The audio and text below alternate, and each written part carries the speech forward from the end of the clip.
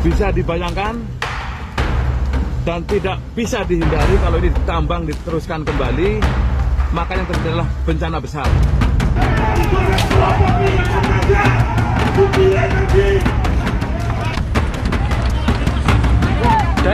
Jangan.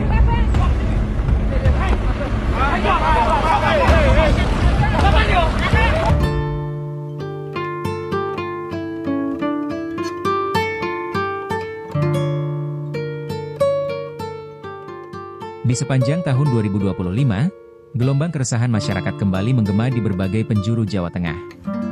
Dari pesisir Jepara, hingga perbukitan Kendal dan Sragen, satu suara yang sama mulai terdengar, penolakan terhadap tambang galian C.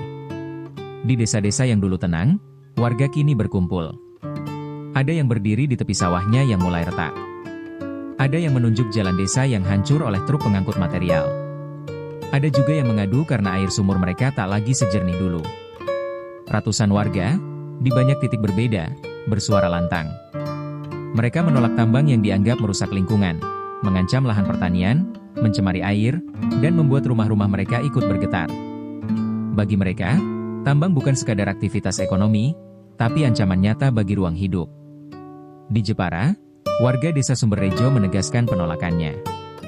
Di Kendal, warga Tunggul Sari turun ke jalan. Di Sragen, Kudus, hingga Semarang, aduan terus mengalir mengenai aktivitas tambang yang diduga ilegal. Satu persatu, desa-desa yang terdampak mulai berdiri, mengungkap keresahan yang sama. Namun ironisnya, hingga kini tidak ada data resmi yang menjelaskan berapa jumlah tambang galian C legal maupun ilegal di Jawa Tengah. Tak ada peta terbuka. Tak ada informasi yang benar-benar dapat diakses publik. Yang ada hanyalah potongan-potongan laporan, serpihan fakta dari lapangan. Pemerintah memang beberapa kali melakukan penutupan tambang ilegal. Ada ekskavator yang disita. Ada titik tambang yang disegel. Tapi tanpa pengawasan yang jelas, semua itu terasa seperti reaksi sesaat, bukan solusi yang menuntaskan. Sementara itu, warga masih menunggu kejelasan. Mereka menunggu pemerintah menghadirkan transparansi. Menunggu hadirnya peta sebaran tambang. Menunggu perlindungan hukum atas hak-hak mereka sebagai warga negara. Karena bagi mereka, ini bukan hanya soal pasir dan batu yang diambil dari perut bumi.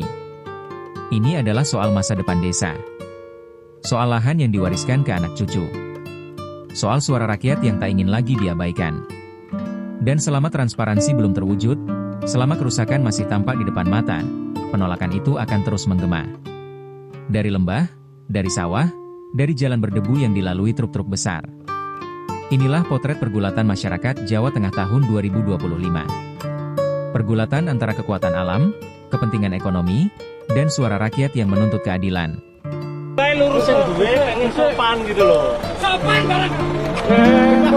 Sopan. Cara urip rasa urip. Wes, ya, satu-satu itu ya kayak Pak Kapolsek, ya. Satu dari Pak Kapolsek. Tapi nggih, kalau ini apa? Sampai naik koyo ngono.